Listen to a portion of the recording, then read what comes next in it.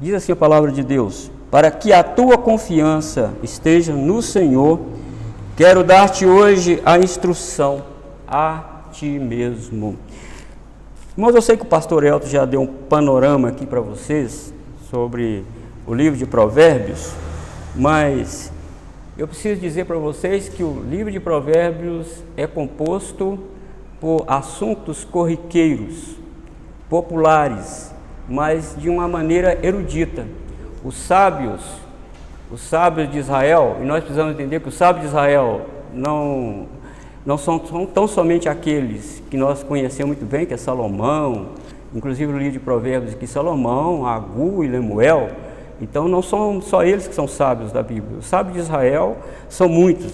Nós podemos aqui citar Moisés, Bezaleel, Aholiabe. Vocês lembram desses dois homens lá que fizeram a tenda, que o Espírito de Deus deu entendimento para eles fazerem a lona de cobertura do tabernáculo. Nós temos Samuel, nós temos Davi, nós temos Esdras, Jesus, que é o sábio dos sábios. Nós temos Barnabé, Gamaliel, Paulo, Áquila e Priscila. Nós temos muitos sábios. Nós temos Timóteo, nós temos Tito. Todos são considerados como sábios na palavra de Deus. Então você percebe que quando fala sábio de Israel, não está falando somente de Salomão, nem de Agur e nem de Lemuel. Então tem mais sábios aqui na palavra do Senhor. Então quando nós vamos lá para 1 Reis capítulo 4, versículo 32, nós vemos lá que Salomão compôs 3.000 provérbios, 3.000, e 513 estão aqui no livro de Provérbios. Dos 3.000, 513 estão no livro de Provérbios. E isso é bom nós sabermos, porque, irmãos, quando a gente entende a metodologia de Salomão, como nós entendemos a metodologia de Lemuel e de Agur, e nós vamos ver como que Deus usou esses homens para nos trazer pérolas de sabedoria para a nossa vida, que traspassaram os tempos, os séculos e chegaram até nós.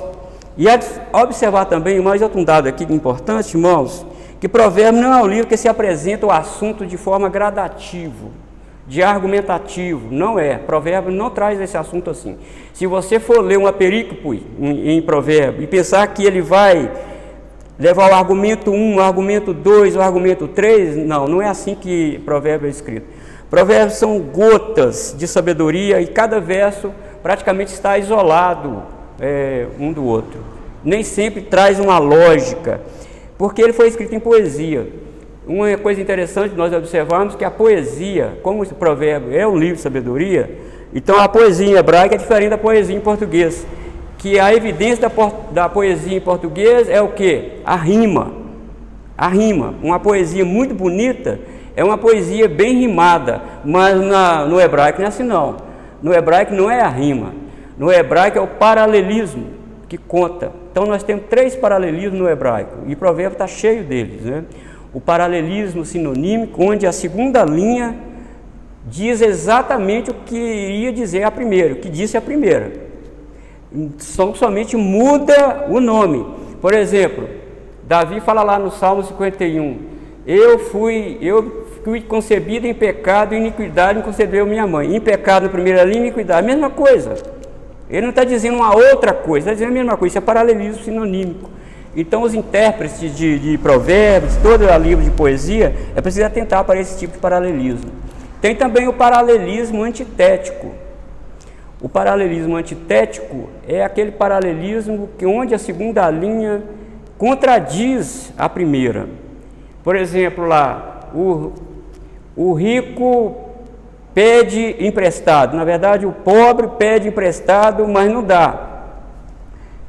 Não, na verdade é o rico pede emprestado, mas não dá. Mas o Senhor não somente empresta, mas dá, que é o contrário. O versículo é mais ou menos assim, só para vocês entenderem, que eu me esqueci aqui como é o versículo na íntegra.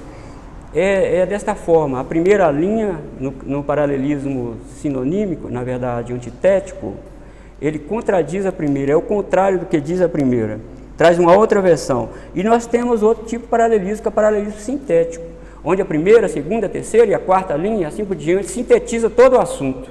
Então a gente precisa atentar para isso. Entendido, irmãos? Então nós Assim nós podemos caminhar mais um pouco aqui no livro de Provérbios. Então o vocábulo sabedoria, você percebe que o vocábulo sabedoria no livro de Provérbios, ele acontece cerca de 50 vezes, só no livro de Provérbios. Provérbios trabalha com dois vocábulos, sabedoria e temor a Deus. Sendo que temor a Deus é tão somente você reconhecer quem é Deus e quem é o homem. Isso é temor a Deus.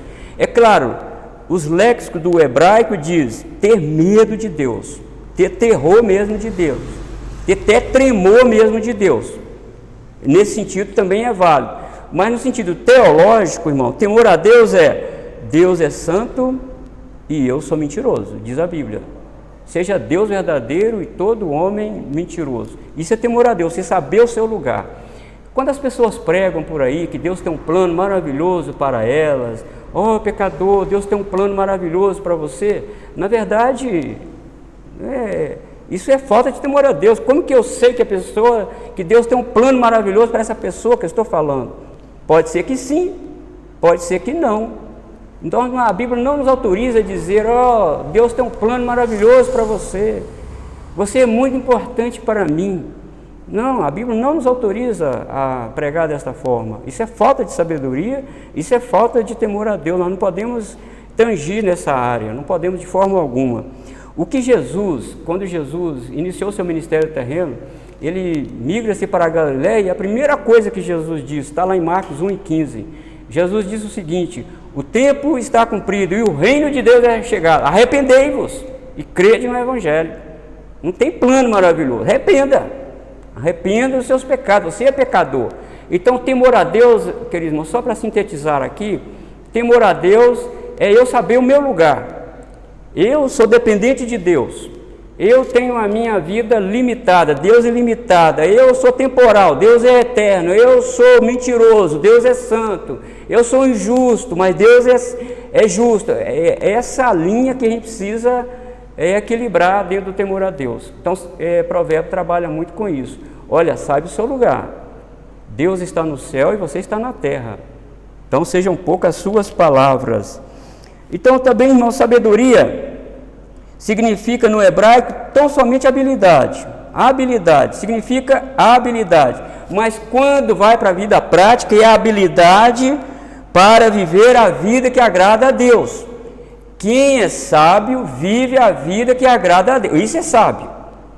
As pessoas podem ter vários diplomas acadêmicos, podem falar vários idiomas, mas se elas não temem a Deus, e se elas não têm a sabedoria de Deus, elas são arrogantes. Nós vamos ver isso aqui. E Provérbio nos vai direcionando para Cristo. Ele vai nos direcionando para Cristo, porque ele fala da sabedoria. E Paulo fala lá em Colossenses capítulo 2, versículo 3, que em Cristo todos os tesouros da sabedoria e do conhecimento estão ocultos. Olha, se em Cristo todos os tesouros da sabedoria e do conhecimento estão escondidos nele, então pressupõe que aquele que não tem Cristo é arrogante, é insensato. Ele não tem nenhum conhecimento, ele não tem nenhuma sabedoria. Ao passo que aquele crente que nunca foi numa escola, que nunca estudou no primário na vida, mas ele tem Cristo, então ele faz parte desse tesouro de sabedoria. Está vendo como é que estudar Provérbios nos ajuda, irmãos, a delinear esses termos, para nós não ficarmos pensando assim, isso que o Provérbio não está dizendo que você não deve estudar, você tem que estudar. Você tem que fazer seus cursos, você tem que faça doutorado, faça pós-doutorado, estude, mas sabe de uma coisa, fora de Cristo isso aí é loucura, fora de Cristo isso aí não vale nada. Então nesse primeiro relacionamento, queridos irmãos, que o homem tem com Deus é a confiança, que nós lemos aqui em Provérbios 22:19. Para que a tua confiança esteja no Senhor, quero te dar hoje a instrução, a ti mesmo. Olha, amados, todos nós sabemos que para se manter um relacionamento de confiança com qualquer pessoa, é preciso que se tenha um mínimo de conhecimento sobre ela. Para nós termos relacionamento com qualquer pessoa de confiança, a gente precisa ter no mínimo um relacionamento de conhecimento dela. Você precisa conhecer essa pessoa. Nós nunca, os casais, por exemplo, os recém-casados, é claro que eles não conhecem o outro como ele tem que conhecer. A partir do momento que vai se relacionando, que vai o tempo passando, eles vão sim adquirindo confiança e maturidade um no outro, mas de início não é tão fácil assim como as pessoas pensam. Você, como diz eu já acho que isso é mais no terreno das mulheres, né? Você não confia em mim? Olha, é preciso dar tempo para isso, né? Para se estabelecer esse relacionamento de confiança. E assim é com Deus, queridos. Assim é com Deus. Longe de Deus, longe da casa de Deus, longe das Escrituras, longe da escola bíblica dominical, longe de estudo da Bíblia, longe de adoração corporativa, você não vai ter instrução. E se você não tiver instrução, diz o provérbio, você não vai confiar em Deus. A sua confiança vai estar bem tacanha, bem ínfima. Então, você percebe que nesse relacionamento pessoal, você precisa viver de uma forma mais íntima com essa pessoa. Você precisa viver mais tempo com essa pessoa para você... Quanto mais você faz isso, mais você confia nessa pessoa, mais você vai confiando nessa pessoa. E fora disso, irmãos, você não vai conseguir desenvolver essa confiança nessa pessoa. Com Deus também é a mesma forma. Veja as pessoas, você lembra lá que Jesus falou que, olha, vai chegar um momento na sua vida que vai chover muito, os rios vão transbordar e o vento vai dar de ímpeto contra a sua casa. Ah, mas se você construiu sua casa na rocha, quer dizer, se você teve um relacionamento balizado em mim, se você de fato confiou em mim, e isso você só confia em Deus tendo instrução de Deus, porque fora da instrução de Deus você não tem como você confiar em Deus. Então Jesus disse, mas se você construiu, você confiou em mim, você manteve esse relacionamento comigo, com certeza a sua casa não vai cair, a sua vida espiritual não vai ruir. E é nesse sentido que nós precisamos, irmãos, desenvolver a nossa vida espiritual. Quanto mais instrução sobre Deus tivermos, será mais fácil nos aproximarmos dele. Então, instrução nos aproxima de Deus, e dessa aproximação nasce a confiança nele também. Então, não pense que longe de Deus, longe do conhecimento de Deus, nós vamos, irmãos, confiar nele, que nós não vamos. Na verdade, as pessoas no culto podem levantar as mãos e gesticular, cantar que confia em Deus, mas espera as lutas virem, espera os problemas chegarem. Se essa pessoa não tem o hábito de ler a Bíblia todos os dias, meditar na palavra de Deus todos os dias, tirar momento de conversar com Deus todos os dias, se essa pessoa não desenvolve a sua vida espiritual todos os dias, não é só no domingo, na escola bíblica dominical, nem na quarta, mas todos os dias, o nível de confiança em Deus está muito baixo. E quando vier o problema, com certeza a pessoa vai desanimar, a pessoa vai se afastando da igreja, vai ficando longe. Por quê? Está tudo aqui, irmãos. Instrução, conhecimento em Deus. É isso. Você não confia em Deus sem instrução. Para que a tua confiança esteja no Senhor. A palavra hebraica aqui, irmãos, para confiança significa segurança. Para que a sua segurança esteja no Senhor. Então, de novo, queridos irmãos, eu vou ser bem repetitivo aqui. O relacionamento correto com Deus exige que o homem não apoie sua confiança em si mesmo ou em coisas. Aqui nesse antigo estado de coisas, nada nos dá segurança completa, nada. As pessoas não podem colocar a sua confiança na economia, se vai bem ou mal, no governo, no seu emprego, se você é concursado, estatutário do Estado, ou do município, ou da União. Muitas pessoas põem a sua confiança nisso, mas olha o que o Salmo 40, versículo 4 diz. O Salmo 40, versículo 4 diz que é bem-aventurado o homem que põe no Senhor a sua confiança, e que não confiar em Deus é o mesmo que pender para o lado dos arrogantes. Viram que não há terceira via? Ou você está com Deus e você confia nele, ou você vive uma vida longe de Deus e não confia nele. E isso, o Salmo 40, versículo 4 diz que isso é arrogância. não confiar em Deus, porque se eu não confio em Deus, eu confio nas coisas, eu confio no mundo, eu confio em mim mesmo, e isso é arrogância, diz o Salmo 40. Agora, amados, não pense que isso é difícil ter arrogante dentro da igreja. Será que é difícil ter arrogante dentro da igreja? Eu não teria tanta certeza. Será que tem arrogantes dentro da igreja?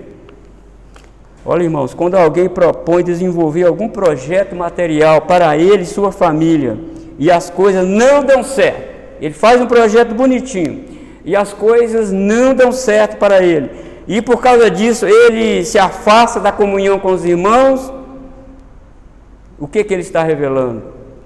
Que ele não buscou instrução no devido tempo, e que essa instrução que ele perdeu em Deus, distanciou ele de Deus, e por causa dessa distância que ele ficou de Deus, a sua confiança em Deus ficou comprometida.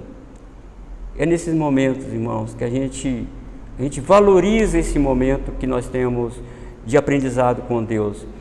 Eu vi um pastor americano falar, numa das suas pregações, eu até acompanho lá a primeira igreja presbiteriana no Mississippi, em Jackson, e o Derek Thomas, ele até, me parece que é ele mesmo, eu não me recordo aqui, me parece que é ele mesmo, ele diz o seguinte: olha, aproveita os dias ensolarados da sua vida e leia mais a Bíblia, busque mais a Bíblia, olha, aproveita as benesses de Deus agora, porque as vicissitudes vão chegar, elas vão bater na sua porta. Então aproveita esse tempo de ensolarado que Deus está te dando, esse tempo de conforto que Deus está te dando. E se Deus nos der conforto, o que a gente tem que fazer? Tem que usufruir do conforto. Mas não é só isso. Nós precisamos pensar, irmãos, que esse tempo que Deus está nos dando é para nós, irmãos, colocar a nossa vida mais perto dele. Porque o sol vai se pôr e a noite vai chegar. A noite vai chegar para todo mundo, irmãos. Vai chegar. Momentos difíceis vão chegar na nossa vida. E se ainda não chegou, eu não quero te deprimir, te deixar triste. Se você é um cristão genuíno, que tem a fé salvadora, que foi eleito graciosamente por Deus, saiba que esse é um processo de trabalhar de Deus também na nossa vida.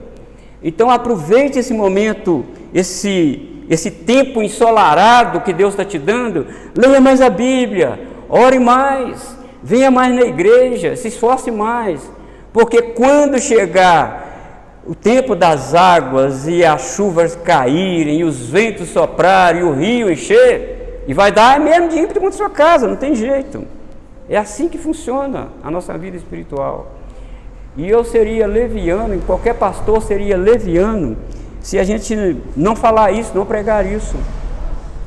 Irmão, só vitória é nada. Tem luta, tem problema, tem dificuldade, tem muita dificuldade. Nós precisamos entender isso. Portanto, o nosso relacionamento aqui é confiança em Deus. E como eu tenho essa confiança em Deus? Instrução.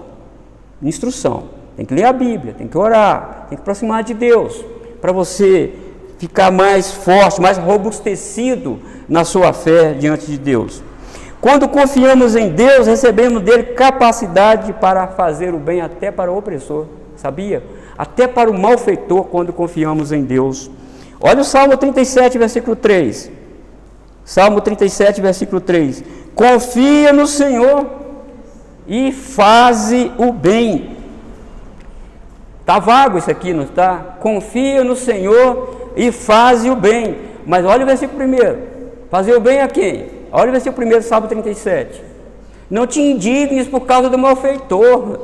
Fica indignado com ele, não. Confia no Senhor e faz o bem. Mas como eu vou fazer o bem ao malfeitor? É só se eu confiar em Deus. E como eu confio em Deus?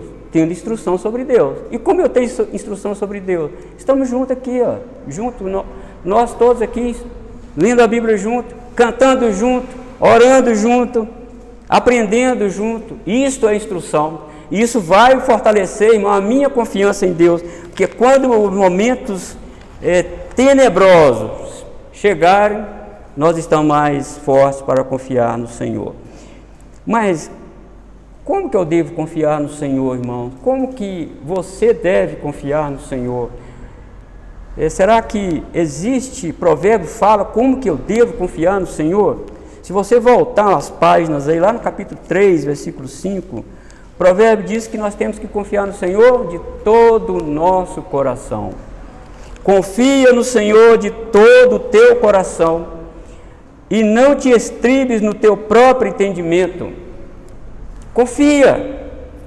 Esqueça o seu conhecimento climático, você estudou o clima-tempo, você estudou tudo. Não se estribe nisso, confia no Senhor. Você deve saber disso. Não confie nos seus projetos, não confie no seu cálculo, você pode errar. Confie no Senhor de todo o seu coração, confie nele de toda a sua alma, como está lá em Deuteronômio. Olha, você precisa confiar, servir ao Senhor de todo o seu coração, de todo o seu entendimento, toda a sua alma e toda a sua força. Você precisa confiar em Deus desta forma, em todo o seu coração e toda a sua alma. Irmãos, quantos projetos que foram bem feitos, mas mesmo assim falharam. Confia ao Senhor nas tuas obras, diz o capítulo 16, versículo 3, e os teus desígnios serão estabelecidos. Desígnios de Deus, não meu não, os desígnios de Deus serão estabelecidos. Não vamos fazer uma interpretação irresponsável aqui. Confia ao Senhor as tuas obras, e os teus desígnios, os desígnios de Deus serão estabelecidos na minha vida. Eu preciso, irmão, desenvolver essa confiança, esse relacionamento com Deus. Preciso disso. Como Moisés orou lá no Salmo 90, versículo 17. Seja sobre nós a graça do Senhor, nosso Deus. Confirma sobre nós as obras das nossas mãos. Sim, confirma a obra das nossas mãos. Ó Deus, seja sobre nós a graça do Senhor. Seja sobre nós. Confirma, Senhor, as obras das nossas mãos. Deixa eu fazer aqui uma pergunta para meditarmos, irmãos. Você ora para procurar um emprego? Ou você confia no seu extenso currículo? Meu currículo é muito bom. Eu confio no meu currículo. Você ora para mudar de cidade, de estado ou de país? Ou você confia na boa oferta de emprego? Somente Deus, irmãos, conhece o todo. E Ele faz tudo conforme o seu querer. No céu está o nosso Deus e tudo Ele faz conforme lhe agrada. Salmo 115, versículo 3. No céu está o nosso Deus e tudo Ele faz conforme lhe agrada. Então, irmão, é Deus lá e nós aqui. Nós não podemos confundir isso de forma alguma. Reconhecer a morada de Deus e a insignificância da morada dos homens já é o princípio da sabedoria. Demarca a distância entre o Criador e a criatura. A insignificância da morada dos homens já é o princípio da sabedoria. Demarca a distância entre o Criador e a criatura. Demarca uma relação de confiança com o Senhor. O homem deve reconhecer o seu lugar, deve reconhecer sua limitação, até mesmo para lidar com as coisas corriqueiras da vida. Oh, amado, não confie no seu preparo, não confie na sua intelectualidade, não confie nisso. É insensatez o homem confiar no seu coração, porque Jeremias 17, versículo 9, é enganoso. O nosso coração é enganoso. Confiança em Deus, irmão, não se constrói pelas vias do sentimentalismo, como eu senti isso, aquilo, e tenho certeza que é Deus. Eu senti arrepios, eu chorei muito e tenho certeza que Deus falou comigo. Opa, é só pela instrução da palavra de Deus que você tem certeza que é Deus. Porque se você não tiver balizado na palavra de Deus, você não tem certeza que é Deus. Pode ser, mas pode não ser. Pode ser uma crise de emoção que você está sentindo devido ao seu estado, e talvez até financeiro, de saúde, e você fica muito sensível a esse estado e acaba numa pregação, num culto, e você fala, eu senti Deus aqui. Muito cuidado com isso. Deus está presente conosco só quando estivermos balizados na palavra, só. É com a palavra dele que nós temos certeza que Deus está presente conosco na nossa vida. Fora disso, irmãos, não temos como ter certeza. Pode ser, mas pode não ser. Então, irmão, não podemos duvidar disso. Deus é proteção para aqueles que nele confiam. Provérbio 30, versículo 5 diz: toda a palavra de Deus é pura. Ele é o escudo para os que nele confiam. Escudo. O que é escudo? Nenhum guerreiro, irmão, do Antigo Testamento lutava contra o inimigo sem um escudo. E eu? Vamos lutar? Vamos aí lutar contra este mundo, contra essa sociedade longe de Deus, onde o relativismo tomou conta, onde o sinal da besta já foi implantado na mente deles há muito tempo, onde o sinal da besta já foi colocado nas mãos deles há muito tempo. Nós vamos lutar sem o escudo de Deus? É claro que nós vamos ser derrotados se lutarmos sem o escudo de Deus. Vocês estão entendendo aí que eu estou dizendo do sinal da besta na testa? Não é um chip, é uma filosofia que é implantada na mente das pessoas. Implanta uma filosofia errada. E nós estamos vendo aí que tanta filosofia que estão aí. E eu não tenho medo de dizer isso. Ideologia de gênero é uma delas. Muitas delas estão sendo implantadas na mente das pessoas. Isso é o que, irmão? Vai moldando a mente. E quando molda a mente, a mão trabalha por aquilo que foi implantado na cabeça deles. Então você percebe que sem o escudo da palavra de Deus, sem a instrução da palavra de Deus, nós não vamos ter uma confiança de todo o nosso coração no Senhor. Somente com essa instrução, com esta aproximação de Deus, que nós vamos, irmãos, balizar a nossa confiança em Deus. Olha, irmão, e é uma necessidade isso. Aprofundar o relacionamento de confiança em Deus é primordial, porque vivemos tempos onde a maldade do homem está numa crescente. Nunca vimos tanta maldade. Aí você pode perguntar, ficar pensando, não vai melhorar? Não vai. Diz Paulo em Timóteo, 2 Timóteo capítulo 3, que sabe, porém, isso, que nos últimos dias sobrevirão tempos difíceis. Como tempos difíceis? Os homens seriam o quê? Tem 18 adjetivos de maldade dos homens lá, em Timóteo, Paulo falando, nos últimos dias. E uma das 3 lá que você vai lembrar: os homens serão egoístas, os homens serão avarentos e serão jactanciosos. Isso só vai aumentar, não vai diminuir. O mundo vai melhorar tecnologicamente, cientificamente vai melhorar, mas moral, ética e espiritual vai piorar. E nós precisamos, irmãos, ter a instrução do Senhor. Por isso que lá em Hebreus capítulo 13, versículo 6, assim afirmemos confiantemente: o Senhor é o meu auxílio, não temerei. Que me poderá fazer o homem? Se você afirma confiantemente: o Senhor é meu auxílio, não temerei, que me poderá fazer o homem? Isso você pode falar com o peito aberto só se você buscou essa instrução de Deus, e essa instrução te aproximou de Deus, e essa aproximação de Deus gerou em você confiança nele. É nisso, irmãos. Eu estava observando um pai, eu estava com meu neto ali na pracinha, em Contagem, eu estava observando um pai com o seu garotinho, e tem aquele escalador, o garotinho subindo e o pai perto do garotinho. Aí de repente o garotinho chegou lá em cima e o pai dele falou assim: pula no papai. E sabe o que o menino fez? Ele pulou. Por que ele pulou? Porque ele convive com o pai dele. E o pai dele não é nenhum fortão, não. O pai dele não é nenhum grandão, não. O pai dele é como eu aqui. E o garotinho pulou. E por que pulou, irmãos? Eu observei. O menino pulou porque confia no pai dele. Ele sabe que o pai dele não vai sair e deixar ele cair para o chão afora. Ele sabe disso. Esse é o nosso relacionamento, irmão, de filhos de Deus. Nós precisamos pensar nisso, buscar essa instrução de Deus, buscar mais e mais, aprender da palavra de Deus, ler mais a Bíblia.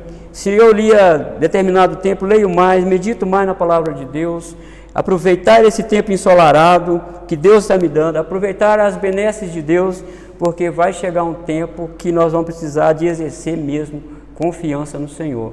E como esse dia está chegando. Então, meu querido irmão, melhore seu relacionamento com Deus, lendo e meditando por longo tempo nas Escrituras. Tire um momento de oração e fale com Deus todos os dias, porque nosso relacionamento com Deus fica mais estreito, lendo, meditando na palavra de Deus e orando. E quanto mais você fizer isso, mais confiante você viverá nesse mundo tão confuso e inseguro. Quanto mais você conhecer Deus na vida prática, através da palavra de Deus, ficará mais confiante e seguro em Deus.